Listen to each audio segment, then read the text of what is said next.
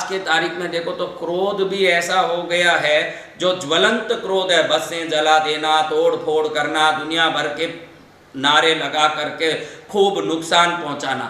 और डर भी, समर्थन और विरोध को आप देखोगे तो ये समर्थक और विरोधी या तो बहुत गुस्से वाले होते हैं या बहुत डरपोक होते हैं। ये दो ही कारण से दुनिया में हंगामा होता रहता है। जब डर आता है, देखिए कुत्ते को आप मार दोगे, ये डर आता है उसको, तो वो जोर से भौंक के काटने आता है। वो भौंक और काट को देख के आप ये मत समझना कि वो बहुत ताकतवर है, बहुत डर रहा है वो कि कोई मेरे ऊपर हावी होगा, उस समय वो भौंकने लगता है। क्रोध के पीछे भी डर होता है, ध्यान रखना। कोई क्रोध आ रहा है, कोई गुस्सा आ रहा है, तो उसके पीछे कई बार हम तभी आक्रमण करते हैं जब हमारे में डर आता कि ये मुझे नुकसान न पहुंचा दें, मुझे खत्म न कर दें, मुझे ये खत्म कर देगा, ये डर आता है। उस समय जो वेग फूटता है वो क्रोध बनता है। क्रोध के पीछे डर छुपा होता है और डर के पीछे क्रोध छुपा हो सकता है। डर के आगे क्रोध हो सकता है, न क्रोध के आगे डर हो सकता है।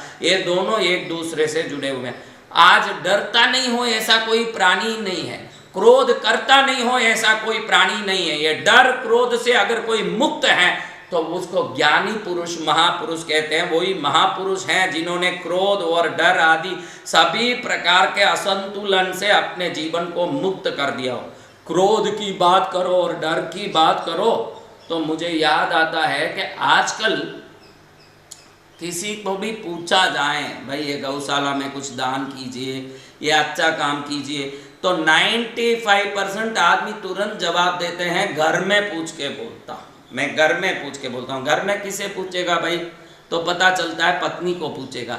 अरे कमाता तू है, तेरी कमाई है, पत्नी को क्यों पूछना? पत्नी के प्रति डर का भावना आज से नहीं है, अनंत युगों से है। पत्नी यानी नहीं मिली जब तक तो उसके लिए बहुत तरस रहे थे, मिल गए तो अब उससे डर डर के निभाने की जिसको कोशिश है। और जो निभाने का तरीका नहीं जाने उनके घर भी टूट गए और नुकसान भी हो गया। और डरने वाले बराबर से डर डर के उस रिश्ते को निभा भी रहे हैं।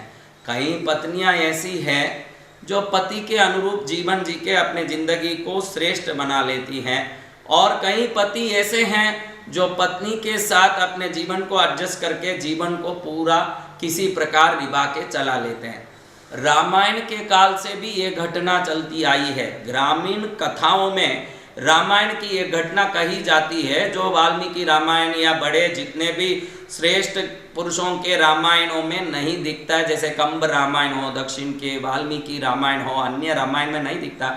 ऐसी एक कथा रामायण में ग्रामीण लोग बोलते हैं। क्या कथा है महाराज? दशरथ जी जब अपना शरीर छोड़ते हैं तो बड़े गुस्से से श्राप देते हुए शरीर छोड़ते हैं कि इस कैकेयी के कारण मेरे बच्चों को मुझसे दूर होना पड़ा और मैं राम से दूर हो ही नहीं सकता। राम मेरा प्राण है और मेरा प्राण ना हो पास में तो मेरा प्राण नहीं टिक सकता। ऐसे वो तड़प तड़प के मरते हैं। तो उस समय में वो श्राप देते हुए मरते हैं कि जिस कैकेयी के कारण मेरे को मेरे प्रिय राम से दूर होना पड़ा, आज से वो मेरी पत्नी नहीं है, और भरत उसका पुत्र जिसको राज्य देने के लिए उसने इतना षड्यंत्र रचा, वो भरत मेरा आज से पुत्र नहीं है। ये दो श्राप दे करके दशरथ शरीर छोड़ते हैं।